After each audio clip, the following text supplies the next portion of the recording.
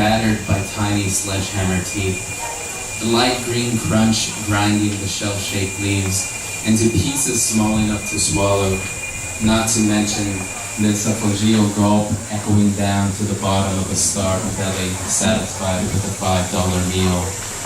I love the muffled orchestra of genetically modified tomatoes and slices of hand-picked onions humming from proletariat tongues, their saliva saturated from the acidity of pickles they clearly didn't ask for with their order.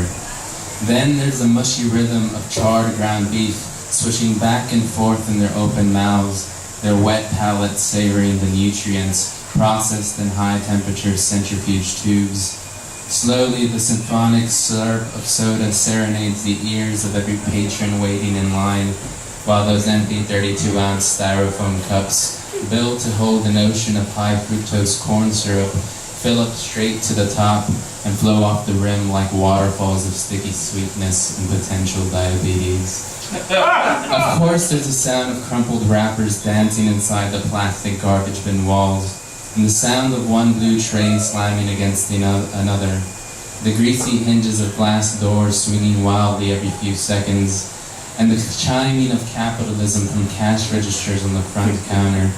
But what I love the most is the sound of my own heavy breath, telling the apathetic teenager taking my order exactly what I want. The polite double meat, double cheese, make it a combo, and don't forget the side of extra everything, please.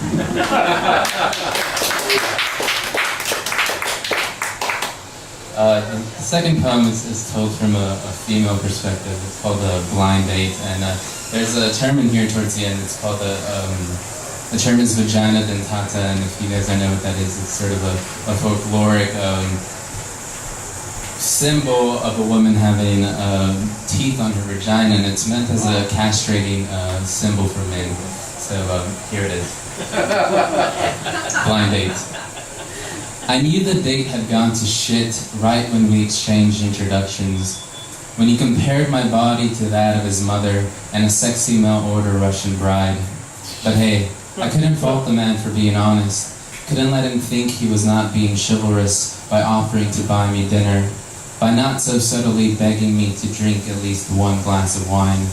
So like a polite lady, I let the night take its course, and as I sat listening to him speak with his mouth half full, gulping down the prepackaged salad advertised on the menu as fresh, I couldn't help but notice how crooked his teeth shot out from his cotton candy gums, how every crevice was filled with unchewed spinach and wordy staccato, how he didn't seem to mind the cold lettuce being crushed between his polished cavities, those dark as cold diamonds shining brighter with every cheesy innuendo about my breast, and about how my profile picture from the dating site didn't do justice to the real-life Barbie sitting in front of him.